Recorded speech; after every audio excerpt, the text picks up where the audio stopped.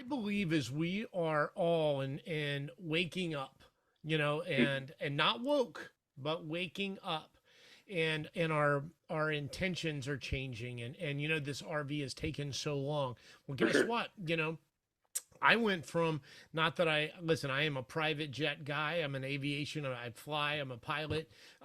Yes, I want a private jet, but you know what? My heart has changed since the first time I heard about the RV and XRP and all these other, and dinars and all this other stuff, to Agreed. now I've got 4 pages of humanitarian projects, that I can't wait. That's the exciting part. I am excited to, the excitement of creating those and travel with these guys. And we talked about, I'll recommend Esther Hicks, and you heard me talk about using the law of attraction, and another guy, Brian Scott, that uses the law of assumption, of seeing it already done. And as you're doing those things, you're putting that in your mind, you're raising your consciousness, you're fixing your health using these amazing products. There's a glutathione product that opens your from Numi. You can see the background that helps open your pineal gland. You connect better to God and source and universe. Your intuition's on. You start firing on those cylinders that a lot of your question gets answered. Your intuition leads you into guys like Mel, into Ian, to Gil, to Scalar, to EEsystems, and then all your questions, they become evident, and then you go, oh, and you pop on a certain level. Now,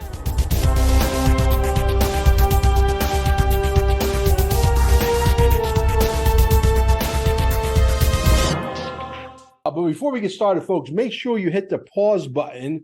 Okay, go down below. There's a Rumble link. Go over to Rumble and follow us over there. QFS1776.com is, without question, the holy grail of what's to come.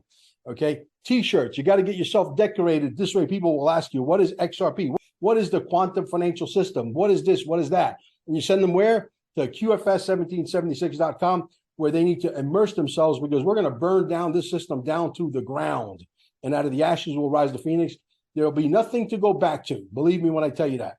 Unified TV will take over Netflix. We're bringing in the next genre of movie producers and storytellers and actors and actresses. And we're telling the story of how the world is going to be on earth as it is in heaven. Jasara Nasara is coming. Don't make no mistake about it. Gold and silver right down below. Promo code Mel Carmine. Make sure you use the promo code. Almost $8 billion in sales. We're direct to like a bunch of mints. We are the ones that can get you the gold and silver directly to your door, okay, at the cheapest price. Don't even waste your time looking for a cheaper price. It doesn't exist. Also, our Telegram groups down below. If you want to learn what's coming and you're sort of a little scared, I understand. Believe me, I was there too at one point. Our Patriots are literally waiting for you in the room. And if you need more than $10,000 worth of XRP or $1 million worth of XRP, you come see me. Send me an email at QFS1776@gmail, and we'll get you as much as you want. Guys, we're here in Costa Rica, 17 minutes after 7 p.m. You know exactly which team we're on. We got Ian Farrar with Purium, one of the most amazing products in the world, no question about it. We got Scott Steele. We're all about the nutrition. We're all about staying healthy, and we know we're going to get wealthy because the revaluation regardless of what 107 is saying, I don't know why he's trying to scare the little people, to be honest with you guys. And we got Gil Spencer. Gil's got 2 centers, one in his house, and he just opened up a second one. He'll let us know exactly where that one is. And then we got Dustin. Dustin just went through my broker, and he's having an incredible time because he realized, holy moly, this is real.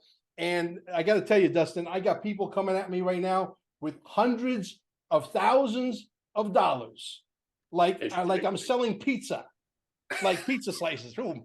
And I got them waiting in line from all over the world. I got a guy from Thailand that we go back and forth. He wants to do a Zoom. He's got a bunch of money he wants to throw in. I got people all over the world coming because they see the writing on the wall.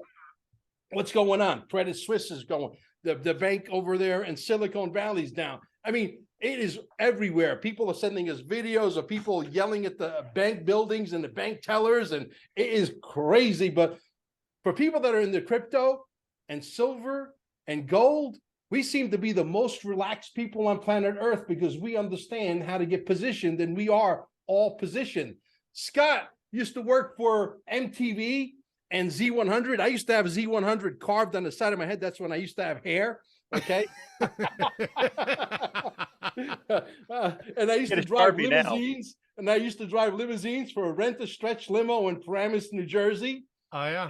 And I used to pull up onto the people's lawn with the whole limo, and I had like my sleeves looked like somebody just tore them off. I had like strings hanging off of them, and I got a California mohawk with Z100 carved in the side of my head. And people said, "Who is this guy you sent to pick up my daughter?" That's commitment right there. I tell you, we had a blast. But I tell you what, I wasn't even supposed to be driving a limousine. You're supposed to be 21 years old in the state of New Jersey. 21, and I was 19, fresh out of high school. And I said, listen, you're not going to hire me. I look like hell. I got Z100 carved, and I explained to them my haircut. I explained to them what kind of suits I wear, right? They said, try us. I went in and they hired me. It's unbelievable. But anyway, guys, welcome to the show. We're in the New World Odor, and by the time it's done, there's not going to be anything left but an odor. Let's start with you, Gil. I know you're excited because you're opening up a new center. I know I just got word from my guy today over there. What's his name? I can't think of his name off the top of my head, but they say that we're ready for installation in Chula Vista at the end of this month. Awesome. Exciting stuff. Start with you, Gil. How you doing, brother? How you guys doing? I'm doing great. Glad to be here. Good to see you guys again. We just opened up our 24 unit center in Cartersville. It's about 10 minutes down the road from where I live. Right now I'm in my basement. This is where we started. So we just officially moved into our new location, more of a commercial space, accommodate more people. And it's great. I mean, getting our advertising going. We had about 8 people call so far after I was on the show last time. So, appreciate the shout out, and we're just gonna keep pushing this thing until we get people feeling better and on the right path to health and well-being. Well, absolutely. How do people find you? I mean, you have your website address, if you don't mind blurbing out. We're going to put it down below as well, guys. Yeah, it's EtowahEnergySpa.com, and the number is 404-974-6953. Perfect. That's how they book an actual session. They could do it over the phone as well, correct? Yeah, you can do it over the phone or get online and book it. And we have all kind of programs going, different specials, trying to get people up to speed and offer them a little bit, whatever the price range is. We're trying to get people in the door. Once they get in the door, they start feeling better. They just keep on going. So it'll take a life of its own. Yeah, absolutely. Yeah, we're literally in the beginning of literally circumventing everything. Energy. The energy that these things put out, the body turns into its own doctor. It's crazy what's getting ready to happen. The doctors are going to be upside down probably in 2 or 3 years, and we're going to love it. You know what I mean? I know Ian is excited because he's going to come down and visit me down in Florida. He's only across the way about 45 minutes when we open up. So he's going to be able to come down and lecture people about nutrition, the best nutrition on planet Earth, and how marinating in this system, which is amazing. My mom's excited because what we did with her, and she's we did that with a 16-unit system, 7,000 feet above elevation, sea level, and we know that having 24 units and only being maybe 200 feet above sea level works a lot better. So very exciting. Ian, let's go to you, brother. What's going on? What's front and center? I know you showed me a bag of stuff today. Yeah. I was at my local. This is a compartment of my brain. Of course, you know what I do, Mr. Nutrition. I'm actually the superfood trafficker, the healthy trafficker. I help every fellow American optimize their health with superfood nutrition. But I was at my precious metal dealer. They're Coins and Currency of Orlando here locally. It's a couple that owns the coin shop for 20 years, become really good friends of mine. Line out the door. I went through the back door because I'm a VIP customer. I go there a lot. And I came home with lots of beautiful, real quarters, 1964 and earlier. Came home with a really nice bag.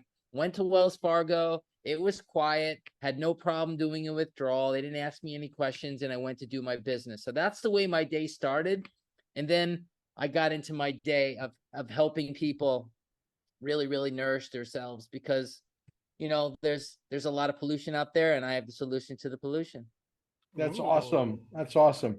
And Scott, Gil and his wife start tonight, and then Mr. Scott gets his product on Friday. Step Yeah, right up. baby. Bring it on. Yep. Yep. Get Yeah. supercharged. yeah. Yeah. Hey, and Scott. Dustin, you may be next. Yeah. Scott, tell us a little bit about your television career. I know he's been around the block a couple of times.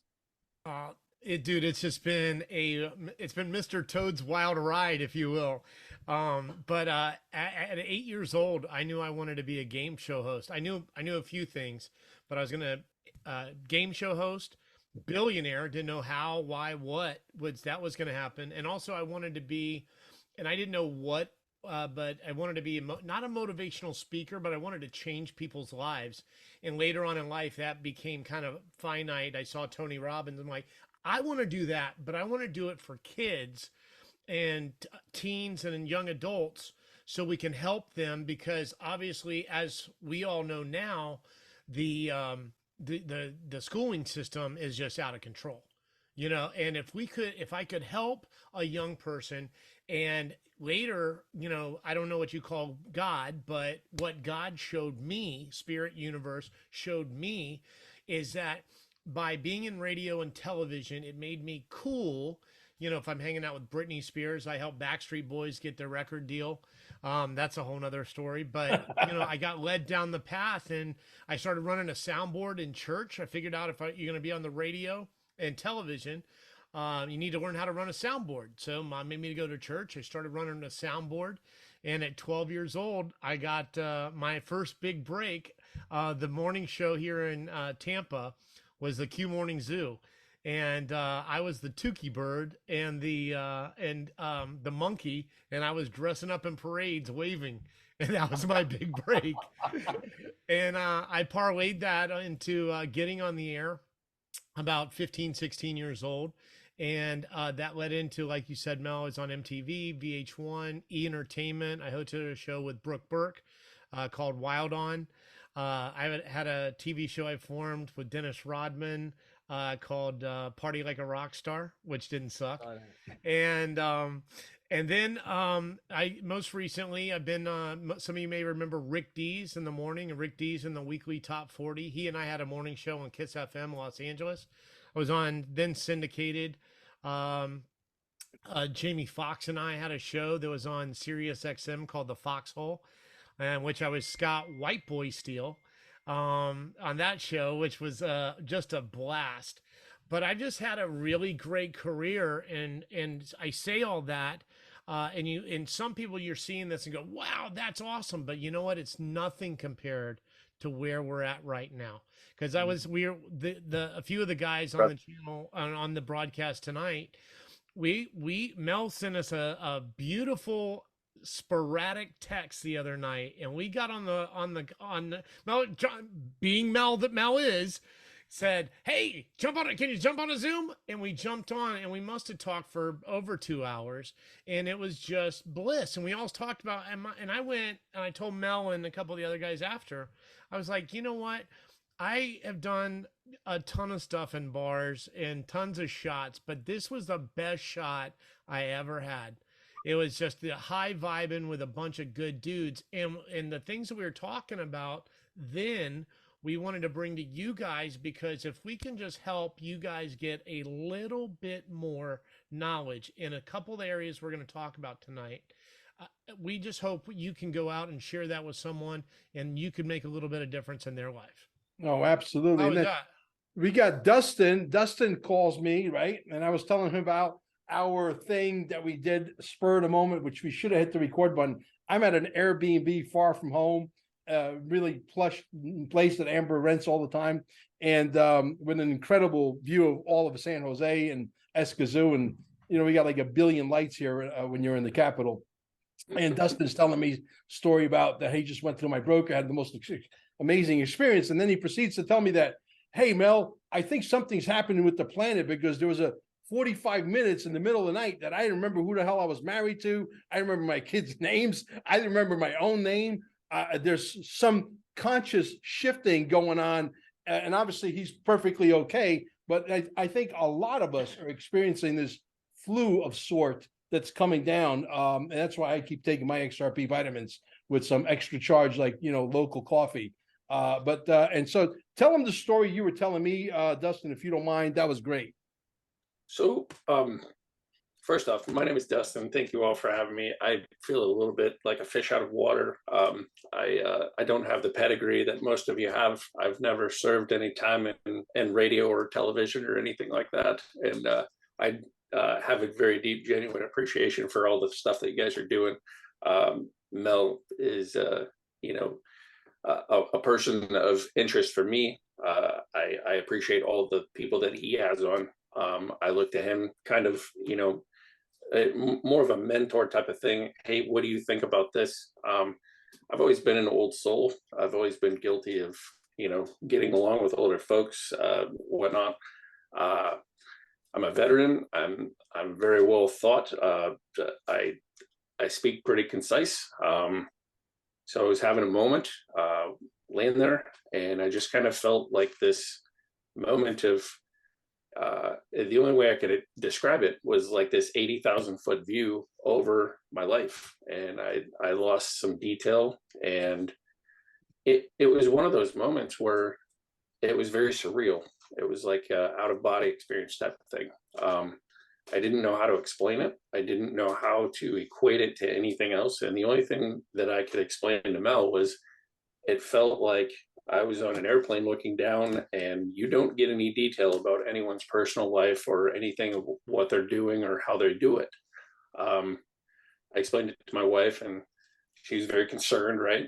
And I kind of woke up the next morning, and it almost felt prophetic, right? Almost to the point where, why did this happen to me? Is this something you've ever heard of? And of course, Mel's offering me advice, and he's like, man, I really wish you'd share this story. The fish out of water, experience that I'm trying to share, and all of that, having a surreal, the amount of detail that I could give is a great amount, but having never done this before, I have a certain nervousness and everything else, and it parlay into Mel's show.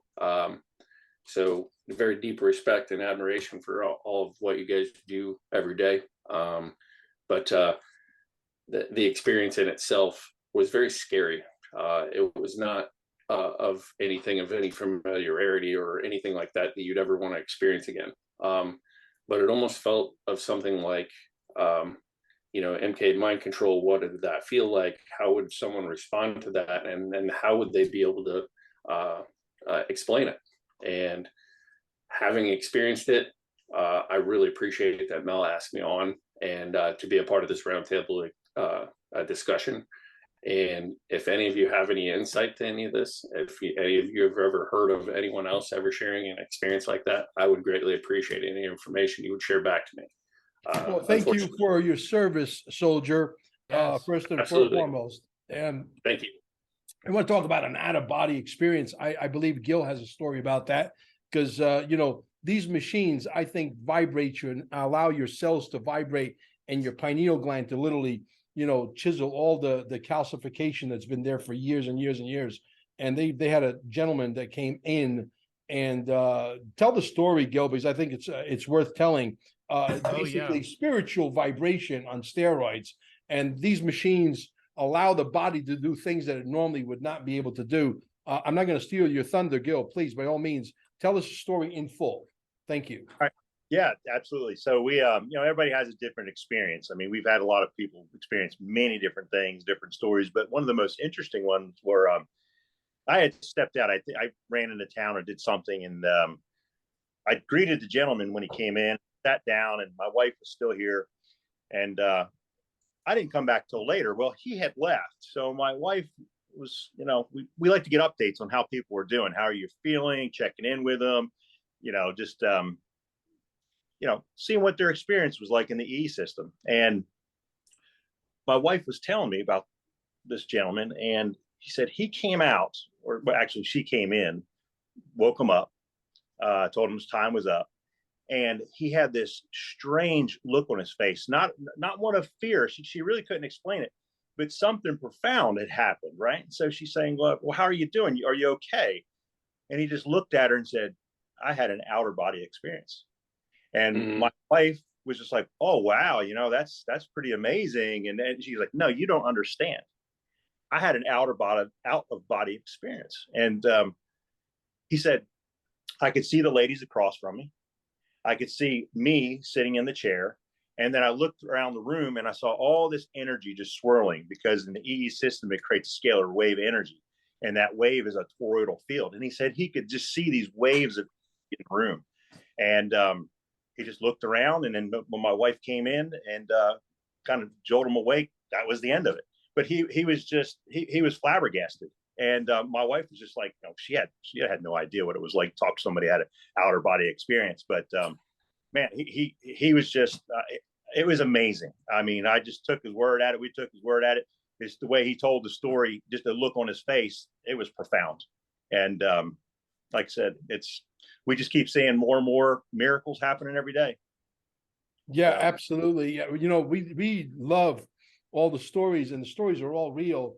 People are actually having these things happen to them, and they share these amazing stories with us.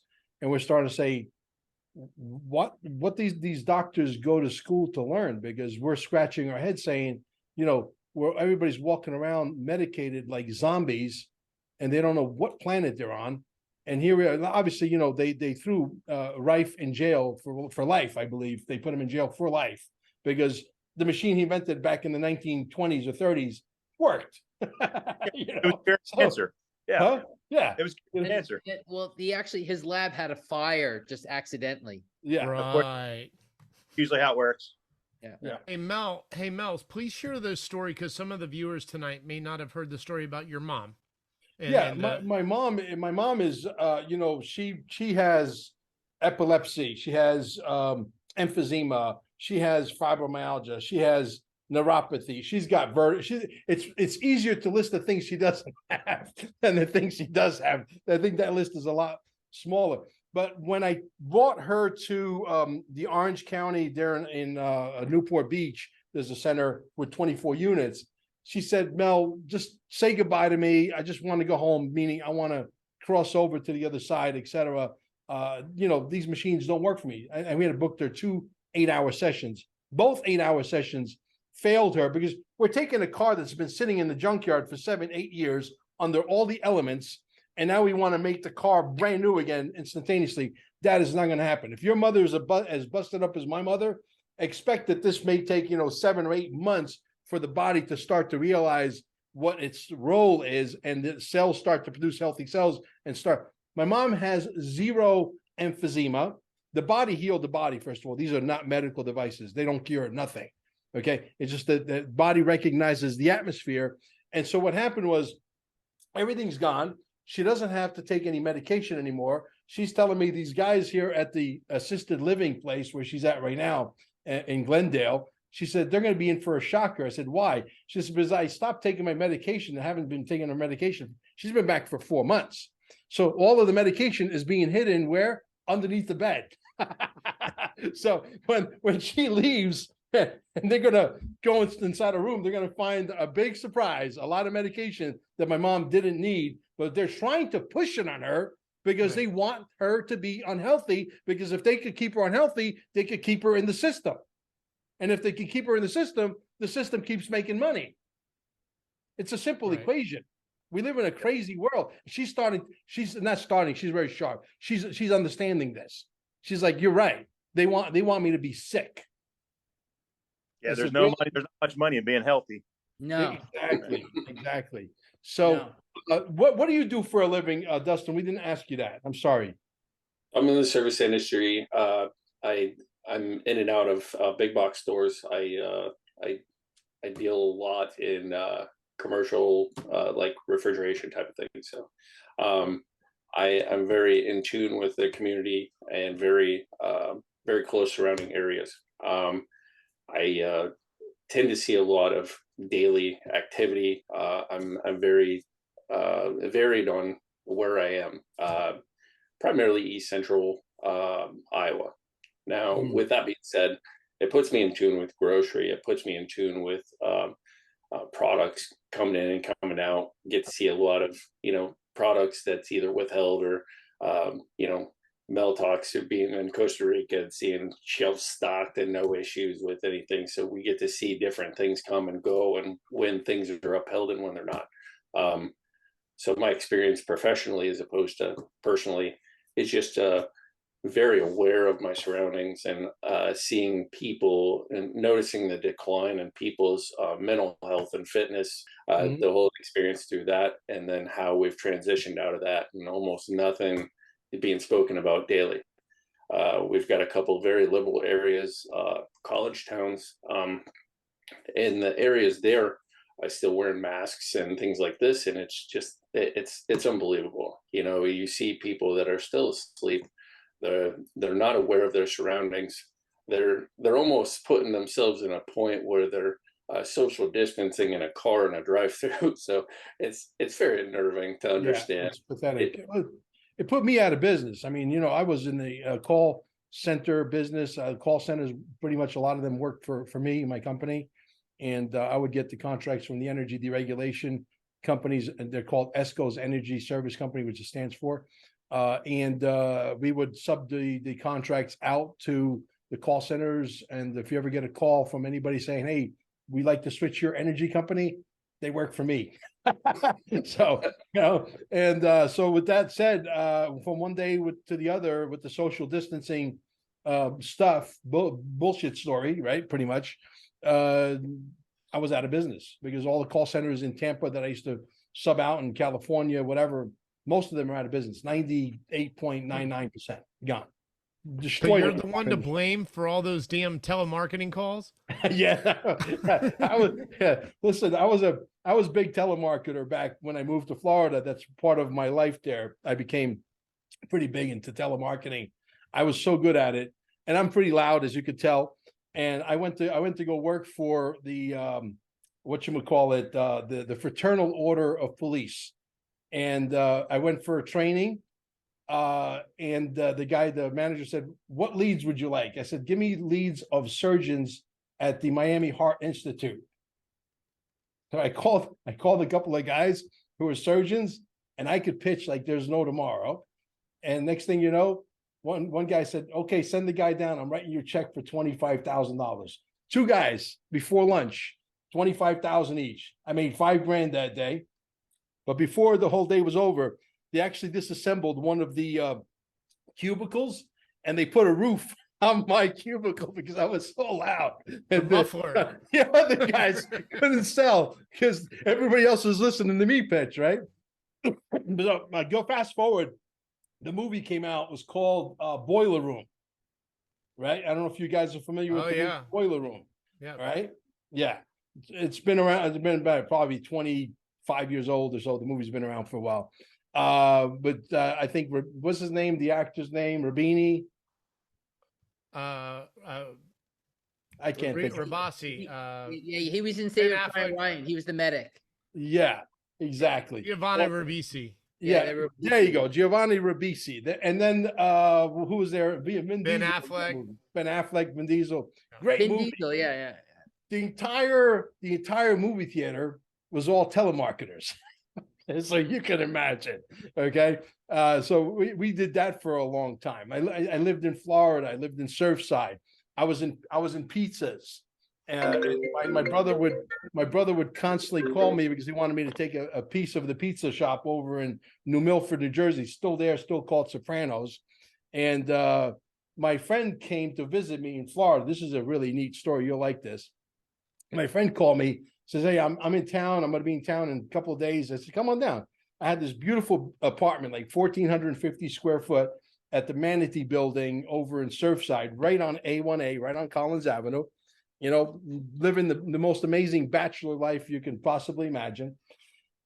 And, got this beautiful apartment, white carpeting, the color of my shirt, literally. All custom made furniture, beautiful place. Ocean view, right? So we go down and first of all, he's blown away because he knows me from Garfield, New Jersey. He's blown away of my lifestyle. That I didn't create that lifestyle to blow anybody away. That's where I like to live, right? So we go downstairs, we go fishing, right? It's Saturday.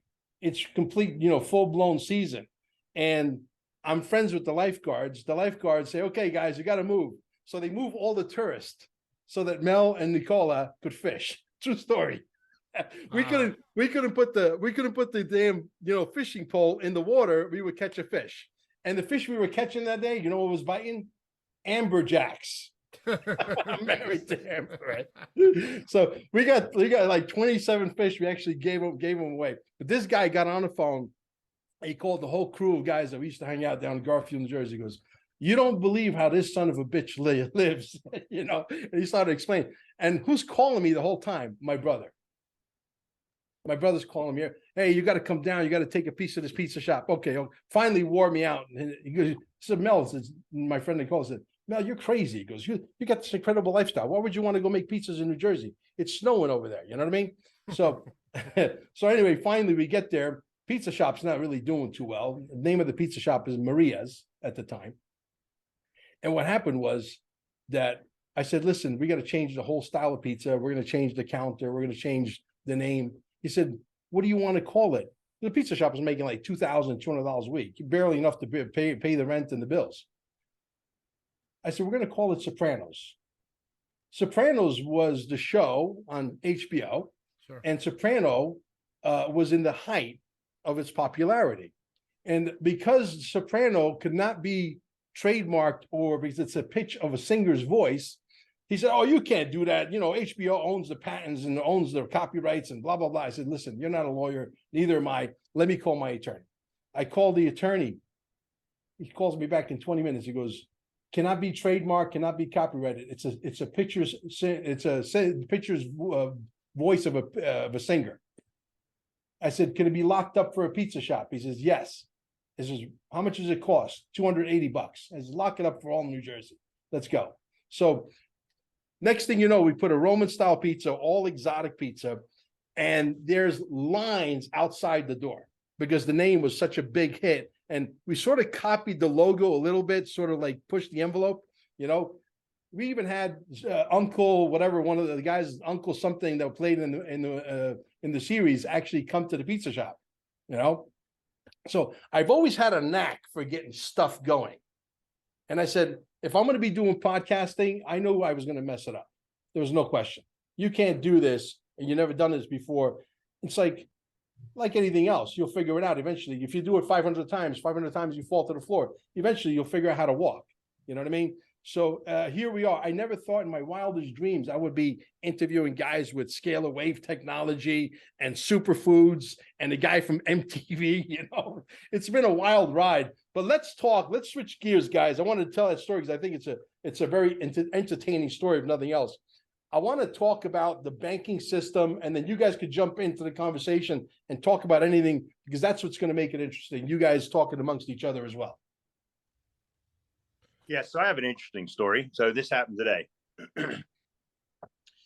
Went and deposited a fairly large check, had somebody wanted to invest in our business, so we took it in the bank. Well, the bank manager or the president had to sign off on it. And I said, well, why do you have to sign off on this? And he kind of explained a little bit. So we were talking, and I said, do you have a few minutes? He said, sure. So we go into his office, and we get talking. I said, listen, I know what's going on behind the scenes. I know about the banking system. I know about the FDIC. I know all these things. So let's have an honest conversation. What separates you from a large bank? And he just kept on going through this story of how he diversifies, that he's a bank for Main Street, not Wall Street. So we have a conversation, and I don't know if you guys are aware of this or not. You probably are. And if you're not, it totally makes sense. He told me today that every bank in the United States has been downgraded to risk status from a level status. Hey, you're safe. You get a ranking that basically anytime you put your vehicle. What's that? Moody's. Yeah. So he said every bank in the United States has been downgraded to a risk status in the United States. I was like, wow, where do you go from here? Right. Anyway, I wanted to guys. Yeah. You guys heard about Swiss Bank, obviously. they're in a lot of danger. We know that Silicon Valley Bank closed down in 48 hours, literally because of social media. The word spread like chicken pox on steroids, and they're gone. People are freaking out. Like I said earlier, I've never had so many people. I mean, I woke up this morning to 19 people sending me emails and going back and forth via text on my Google Voice, wanting to take their money out of the bank, putting it into XRP, XLM, XDC, gold, silver, etc. Never, I usually have 2 or 3, 4 people a day that want to go through my broker, not 19. Exactly. The writing's on the wall. What do you think about this, Dustin? I've always been kind of awake. I've been paying attention to things. Being in the military, I had unique access. Worked on the flight line. Very varied experience around the B-2 bomber. Spent some time around that. Got to see and experience all of that. That applies. I spent some time overseas, Saudi Arabia. Got to see their culture and see how that operates. Very crazy time. It was around 99. When I exited the military, it was approximately September 6th, 2001. I still had access to the base. I was, delayed, or excuse me, how do I reference this? So I got out and I had terminal leave. So basically they let me exit. Had I waited just a few more days, I would have probably gotten locked up in admin hold like a lot of my friends did. I was working out September 11th on base, doing my thing, and watched everything occur. They had it, shown on these big TVs up in the corners, big beautiful gym, Air Force Base, blah blah blah, and it just didn't feel right. Didn't sit right.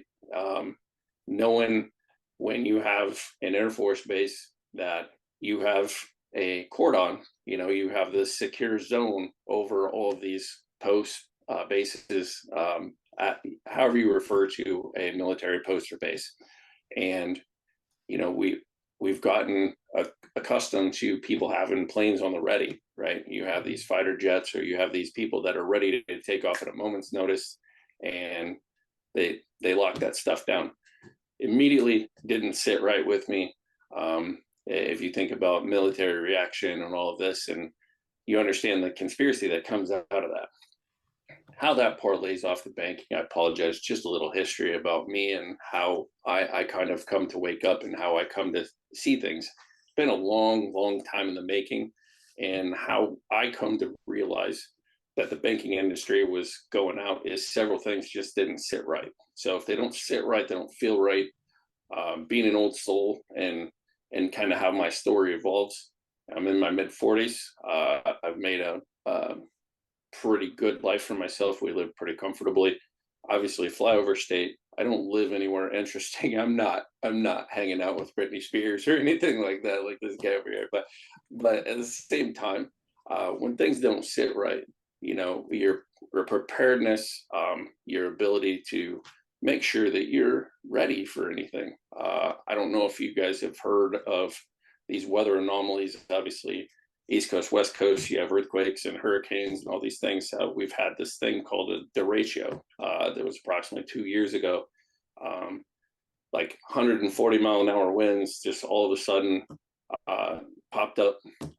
Very crazy weather alert. Wife also works in the service industry. She gives me a call one morning and she's like, I don't know where you're at, but I think you should seek cover. We're outside, we're looking around, everything's bright blue sky, it's beautiful. And all of a sudden the hair on the back of my neck stood up, and I'm like, okay, time to seek shelter. I'm gonna take heed to my wife's warning. Obviously she wouldn't call me for nothing. I no more than stepped down, and all hell just broke loose. This tornadic weather was approximately 75 miles wide. Wow. Went all the way across the state of Iowa, and just wreaked havoc. It ended up going across several states, but the weather anomalies, when you live in a flyover state, it feels very odd, right?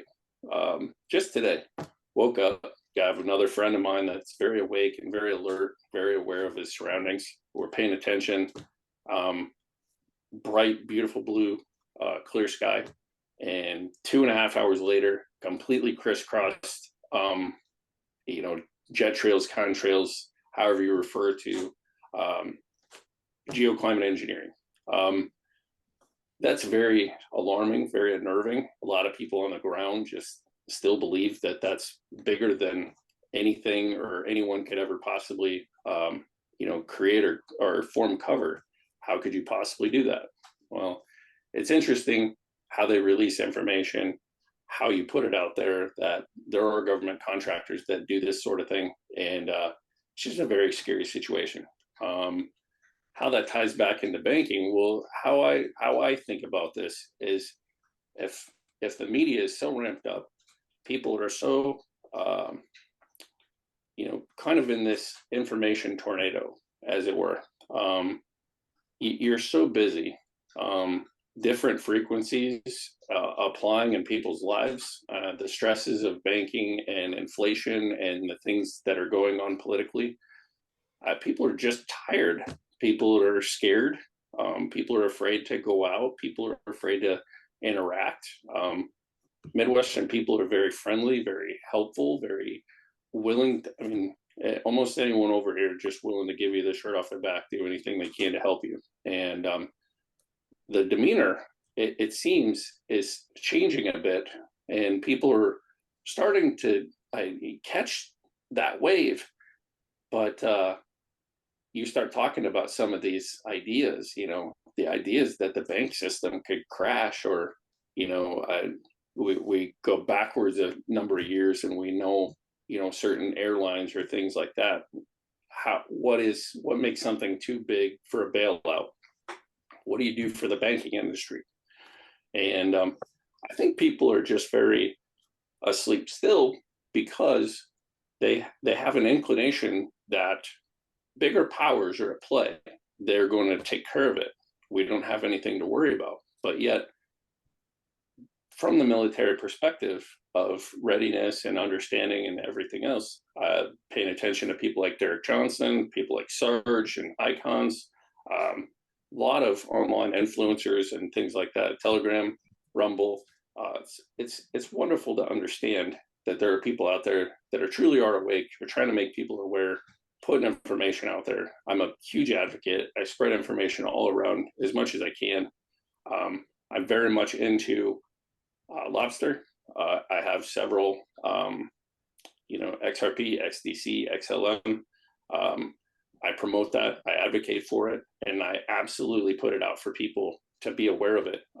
Please invest in your future. Please be aware of these things, because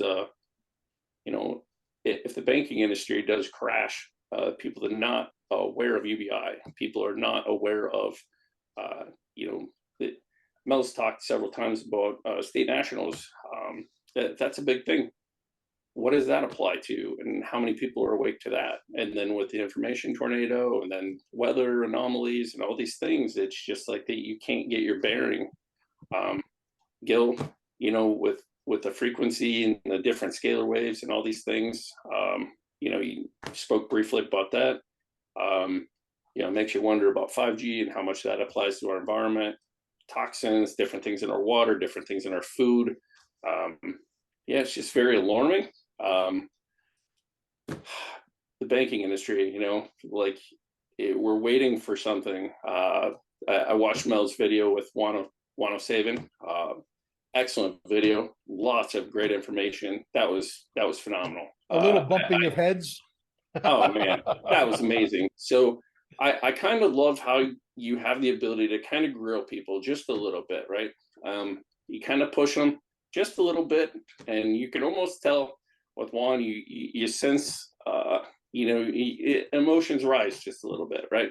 And when he gets emphatic, it's almost a tell on certain things. So it's very nice to understand that, hopefully things come to a head soon. When you try to mess with the people that we're trying to save, which is the little people who are the toughest people in the world to wake up, because they're so distracted They got financial problems. They got family problems. They got to bring the kid to the little league. They got to bring the daughter to the ballet class. They got to clean the house. They got to fix the car. Oh, the TV got blown up. Whatever, you know what I mean? Life, right? And then all they want to do is get home and turn on the television. Right. Yep. And then you They're got, not and then you got paying guys, attention. and then you They're got not people out there paying that are attention. trying to say, hey, I don't think this Ponzi scheme, Nasara thing is a real thing. I got a problem with that because I beg to differ because I have beyond reasonable doubt, beyond proof. I got another gentleman who happens to be my editor. Okay. Scott just called me, said, I got forgiveness. I got debt forgiveness. His show, his video is probably going to get released here in the next couple of days. I go out of my way to prove that it's beyond real. I said to him in the video, I said, when was the last time, Juan, you heard that people are getting their mortgage forgiven? And he went about giving me a real long answer like he normally likes to do, but that's okay. You know, we at least got him to the point where he understands that there was a panel there and we have different pieces of the puzzle that we could prove beyond a shadow of a doubt. And we're going to argue for what we believe, what we can prove, right? Yeah. Yeah. Well, it's like you said earlier, Dustin said, you know, you get caught up in the rat race. So you don't, it doesn't have time for much else. So these kind of shows and having these conversations, it opens people's eyes, or at least gives them a path to go down and start researching, right? So we'll about 1,000, like that's the last show, or actually last call, not the show, it was the last call we did. I mean, I got the information from Ian, I got information from Scott. I mean, I just ran with it, you know? Right. So that's what you need to do with it, is you just run with it and see what's out there, because if you get caught up in the rat race, it doesn't leave much time for anything else. If I may also jump in really quick, another influencer that Mel's had on that I really took a lot of information from, and I've really spent a lot of time researching, is David Straight. That's one of the most interesting people I think I've ever seen on a podcast or anything like that. The amount of information and detail that he's willing to, let fly, and the information that it really, it really kind of lights a fire under people. Like, man, is this really going down like this? And you realize the calendar and different dates and words and derivations and all these things that we kind of come to understand, that the origins, right? It's so crazy to wrap your head around, and why is it happening like this? Why did things have to be like this? Why is it now? Why is it the people that are here, Sarge and this person named, I believe it's Hutch, talking about star seeds and different people that are here to be an influencer, and people that are open and available to offer information to normal people, right? How do they receive it? What are they going to do with it when they do? And are they going to research, right? A little bit at a time, people start to learn and open up to it, and slowly awaken. They start asking questions, and they tell one person, they tell another person, and so on. It just is still scary to me, because it still feels like in a flyover state, it's just not happening. These guys on the West Coast, does it feel the same way when you're out walking around? Does it feel like people are oblivious, or does it, how do you feel about that? Want me to jump in? Yeah. Yes, please. Yeah, well, there's certain things that I've heard you say that I want to jump in on. Like my wife and I, we have a home in Medellin, Colombia. That's where my wife is from. Before we were married, I made 19 trips back and forth. I would drop my son off. I would fly there Monday. So I flew from JFK to Medellin, which is a 4-hour flight. So I spent a lot of time in the air during that time. And I'm going to speak to chemtrails. I'm going to speak to what I saw at 35,000 feet.